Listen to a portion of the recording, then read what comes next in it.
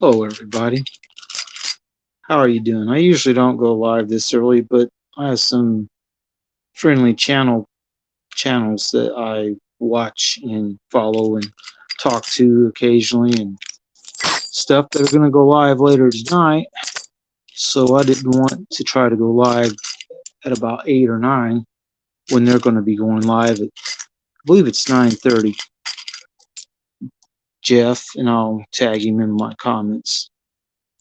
But I've done a couple longer videos where I was talking about value of silver.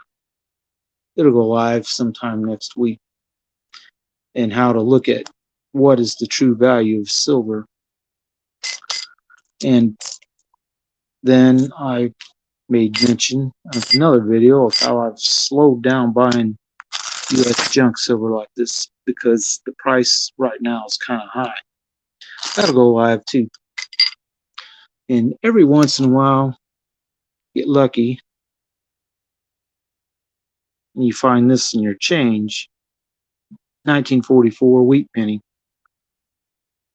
And not in real bad shape either. Did a video talking about 90% copper, or 90 something percent, the older coins that are all copper, and how you can tell if one's been ground on. So you see the edge of this, it's been ground on a little bit, and it's copper. You do this to one of the newer pennies that's zinc in the middle, this will show a silvery color for the zinc, not copper. Now, copper pennies are worth $1 face of it's about, I just checked the price, about $2.49 is how much it's worth, $2.49 versus $1 face. So as we talk about silver, copper, you have to keep in mind that copper is also something that is got value beyond its face value if it's a penny. And it's one of these larger pennies like this, and you get them cheaper, these foreign ones. This is mostly copper as well. They have value too, although I think I paid more for that it would probably ever be worth like copper anyway. But I have bags of this loose junk silver, quite a bit of it. I mean, that's a sizable bag of silver here. Said a couple people are watching me. Say hello if you would. This particular bag here, get the light on it, is quite a bit more in its weight. It's pretty hefty.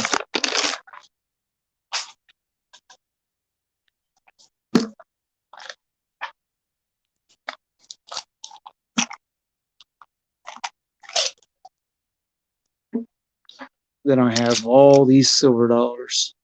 Most of them are worn. This is just the loose ones. I have more loose ones too, and I also have a bunch that are carded, but these are the kind of coins that you should be able to get kind of cheap because they're all pretty well coals because of damage to them or extreme wear. And I've been lucky enough in the last year and a half to get all this. Almost all of these were near melt.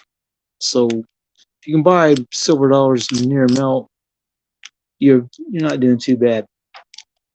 It's when they start asking $35, $40 for what they call coal ones that it starts to become something that you really don't want to pay that much for them. Or if they're damaged with a hole like this one, you don't want to pay a whole lot for that either. Now, when I bought this, it was only $18.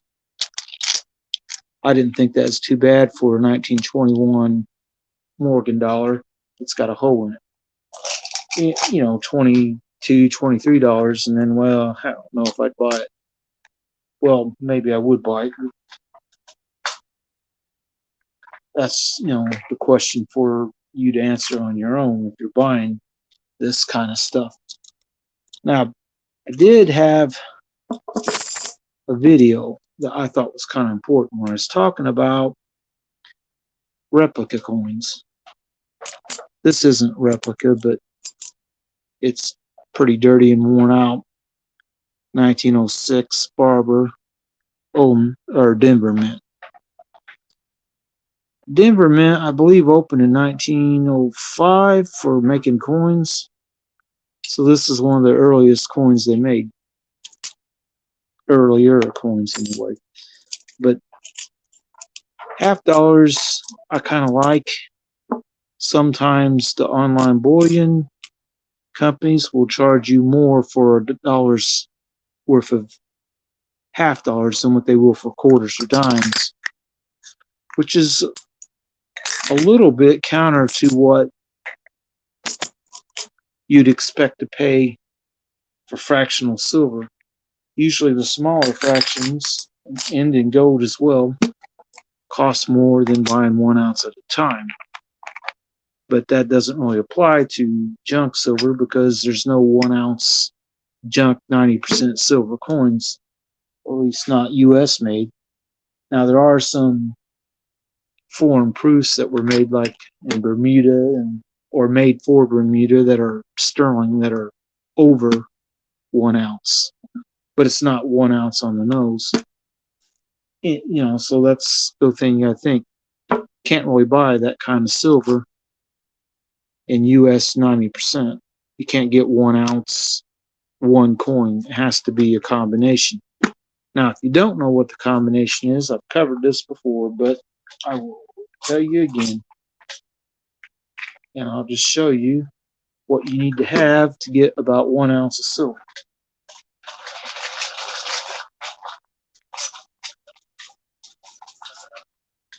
And I'll try not to be too cute about it.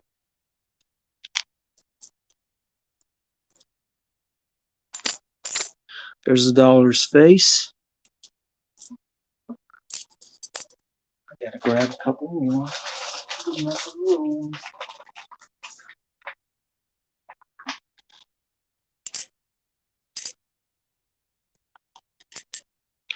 Right there, what you see is $1.40 of 90% coins, US.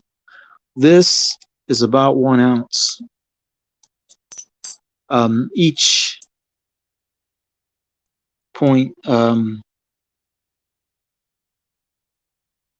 7 for a dollar, it's 0.715 roughly. Although if they're worn way much like this one, it probably wouldn't be. But they're not worn too bad.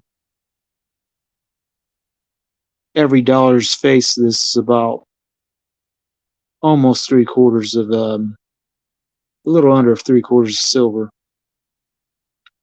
and that's kind of accepted standard 0.7125 or 7.715. I mean, not 25. If it's totally uncirculated, I think they do go up to about 7.25, but most of them, when they're sold like this, they're generally worn coins and common date. Although some of these walkers were a little bit lower mintage than some of them, but a generally worn one like this is considered stacking type coin.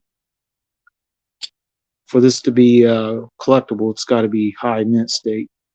And you wouldn't have flat sections on the coin if it's high mint state. So remember, if you're out buying silver and you want to get an ounce of silver in US 90%,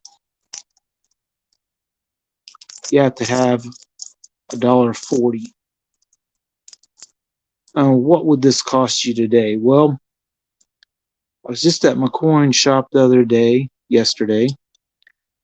Dimes, yeah, it's What were they? Loose ones in a bag. I'm trying to remember the price. I think they were about $2.20 each. The quarters, he had them for about, well, he had carded ones in cards for $5.60, and the ones in a bag that were loose, I think they were five and a quarter, maybe. And half dollars, I I think the cheaper loose ones that aren't carded up would probably be near $12. So 12 and about 11, $23, and then $23, and then about two something each for these. So add another eight, almost $30 to buy 1 ounce and 90%. Kind of a high premium lately. That's kind of one reason why I'm not buying as much as I did last year, and probably not in the last couple years. I mean, I bought a lot of carded coins, and last year I bought a lot of loose ones because I was filling the treasure chest with this stuff. And that's why I bought the loose stuff. Anyway, I don't want to stay live too much longer. I hope that everyone has a good afternoon, and I'm going to put a link to Jeff Crumpler's channel in the comments section. He's going live later tonight, so he goes live quite a bit. So if you go, follow his channel, you'll know when he's on live. But everyone have a good night.